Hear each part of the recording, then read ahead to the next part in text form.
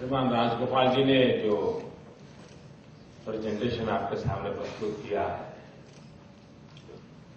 एक लंबा कालखंड ऐसा गया जिसमें यही सोचा जाता था कि सब कुछ सरकार करेगी और ये लंबा अरसा उसी प्रकार से गया। दूसरा, हमारे देश में यानी भारत की स्वतंत्रता के बाद भी जो देश स्वतंत्र हुए वे हमसे भी आगे निकल गए। मूलभूत रूप से ये सोचने की आवश्यकता है कि हमसे छोटे देश, हमसे भी ज्यादा गरीब देश, हमारे बाद आजाद हुए, उसके बावजूद भी 12, 15, 20, 25 साल में समृद्ध देशों की पंक्ति में कैसे पहुंच गए? उनको प्रायोरिटीज क्या है? ये बात सही है कि भारत जैसे देश में वेलफेयर एक्टिविटी का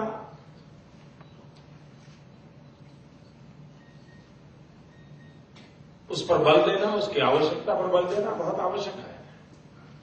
लेकिन विकास के लिए जो मूलभूत फाउंडेशंस पर बल देना चाहिए, हो सकता है शायद उस समय हमारी जो भी मानसिकता रही होगी, क्योंकि मुझे अभी भी मालूम है कि आप कोई बड़े प्रोजेक्ट को लेकर के शुरू करते हो तो दूसरे दिन चर्चाएं शुरू होती हैं कि भारत जैसा गरीब देश है, इतना बढ़िया रास्ता बनाने की जरूरत क्या है, ये कार वालों के लिए हो रहा है, ये बड़े मूढ़ीपतियों के लिए हो रहा है, ये तुरंत शुरू होता है। मित्रों, इंफ्रास्ट्रक्चर विकास के लिए कितनी बड़ी आवश्यकता है, ये बात समझने में हमारे देश को 50 साल लग गए। मित्रों, जिन लोगों ने साउथ कोरिया के विकास की यात्रा को देखा होगा, तो साउथ कोरिया में बदल लाने का अगर कोई एक मूल कारण था तो वहां पर भयंकर गरीबी थी और वहां के शासकों को यह सवाल पूछा जाता था कि रात को लोगों के घर में चूल्हा जलेगा कि नहीं जलेगा। उस समय वहां के शासकों ने, आज से 30 साल पहले, पूरे साउथ कोरिया को उत्तर से नीचे दक्षिण जोड़ने वाला एक एक्सप्रेस हाईवे बनाने का निर्णय कर लिया, दुनिया से कर्ज करके करेंगे निर्णय किया और पूरे साउथ कोरिया के लोगों ने नाराजगी प्रकट की, क्या कर रहे हो आप?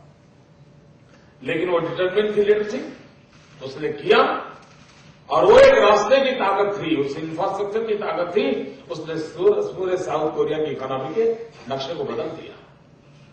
ये सारी दुनिया में है। मित्रों, एक तबका वो चलता रहा कि सब कुछ सरकार करेगी। जब कर नहीं पाए तो फिर मॉडल आया कि लाइसेंस सिस्टम से कुछ करने देंगे, लाइसेंस के माध्यम से करने देंगे। उसने भी सरकारों को उतनी सफलता नहीं दी, विचार उतने सफल नहीं रहे। फिर एक नया मॉडल आया। वो मॉडल आया कि सरकार और प्राइवेट बिल्कुल मिलजुल के कुछ करेंगे। कुछ मात्रा में वो अभी भी चल रहा है। मित्रों, गुजरात ने एक नए अप्रोच की और बल दिया है। मैं उस पर आपको ध्यान आकर्षित करना चाहता हूं। हमारे यहां पब्लिक प्राइवेट पार्टनरशिप का मॉडल देश में करीब करीब अब स्वीकृति होती जा रही है, लेकिन हम एक स्टेप आगे बढ़ना चाहते हैं और मैं चाहता हूं कि development must be A mass movement. Unless and until development is not a mass movement, unless and until each and every citizen does not feel that he is a part of the development, you cannot achieve the goal. और इसलिए मित्रों, मैं जब mass movement कहता हूं तो मैं आपके सामने एक उदाहरण प्रस्तुत करना चाहता हूं। अगर 1857 से आजादी के आंदोलन को देखा जाए, हिंदुस्तान के हर कालखंड में किसी ने आजादी के आंदोलन के लिए प्रयास किया था, अपना जीवन दे दिया था, फांसी के तख्त पे चढ़ गए थे, जेलों में जिंदगी गुजार रहे थे। लेकिन महात्मा गांधी का सबसे बड़ा कंट्रीब्यूशन क्या था? आजादी का आंदोलन पहले भी चल रहा था, आजादी के लोग मर भी रहे थे, जीवन खपा रहे थे। महात्मा गांधी का कंट्रीब्यूशन यह था, उन्होंने आजादी को मास मूवमेंट में कन्वर्ट कर दिया। यानी कोई अगर कोई चरखा भी चलाता था तो उसको लगता था मैं फ्रीडम फाइटर हूं। कोई अगर झाड़ू भी लगाता था, सफाई का काम करता था, उसको लगता था मैं फ्रीडम फाइटर हूं। ये गांधी का सबसे बड़ा कंट्रीब्यूशन था। मैं समझता हूं 21वीं सदी को हिंदुस्तान की सदी अगर बनाना है तो देश को आवश्यकता है डेवलपमेंट को मास मूवमेंट के रूप में उठाना चाहिए। हर हिंदुस्तानी को लगना चाहिए कि मैं ये जो कर रहा हूं, मैं भारत के विकास के लिए कर रहा हूं, मैं मानव जात के कल्याण के लिए कर रहा हूं। और इसलिए गुजरात ने डेवलपमेंट को मास मूवमेंट बनाने का अभियान चलाया। और इसका इम्पैक्ट कैसा होता है?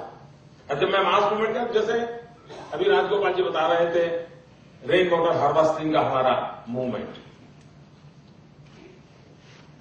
आजादी के बाद और गुजरात अलग बनने के बाद मेरे राज्य में 12,000 छोटे मोटे वाटर बॉडी बने थे। 12,000 हम लोगों ने रेन वाटर हार्वेस्टिंग, और ये अगर परमात्मा ने हमें बारिश नहीं दी है, क्या है, रोते बैठेंगे क्या?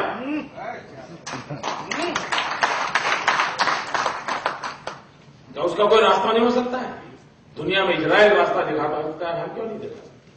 हमने रेन वाटर हार्वेस्टिंग के लिए जन आंदोलन खड़ा किया, और इतने कम समय में, पिछले 5 साल में 3 लाख वाटर बॉडीज बनाए, छोटे मोटे 3 लाख, 50 साल में 12,000, 5 साल में 3 लाख।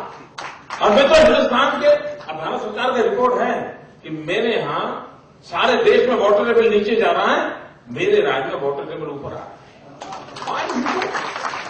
और वो राज्य जहां पर 12 मास बहने वाली नदी मेरे पास बिल्कुल उंगली पर गिनने जितनी है, ताकि नर्मदा से आगे मेरा 12 मास पानी बहने वाली नदी नहीं है।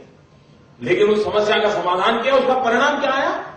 मित्रों, इसको सरकार ने नहीं किया, हमने सिर्फ सरकार ने एक योजना रखी, जन आंदोलन खड़ा किया, हर गांव ने, लोगों ने मिलकर के इस काम को किया, सरकार ने अपना हिस्सा दिया, लोगों ने अपना हिस्सा दिया, और ये इतने कम समय में 3 लाख वाटर बॉडी देते। जब मैं मास मूवमेंट कहता हूं मित्रों, अर्थक्वेक के बाद सारे दुनिया में वर्ल्ड बैंक की रिपोर्ट ये कह रही है कि अर्थक्वेक जैसी कैलेमिटी के बाद दुनिया के डेवलप कंट्री को भी उस मुसीबत से बाहर आना है तो 7 साल से अधिक समय लगता है, 7 साल से अधिक। मित्रों, गुजरात इज ए स्टेट जिसने डेवलपमेंट के इस अभियान को चलाया। अर्थक्वेक के बाद हमने जो काम किया, 3 साल के भीतर गुजरात अर्थक्वेक को भूल गया और उस एडवर्स सिचुएशन को अपॉर्चुनिटी में बदल करके आज हमने कच्छ को हिंदुस्तान का सबसे तेज गति से विकास करने वाला जिला बना दिया।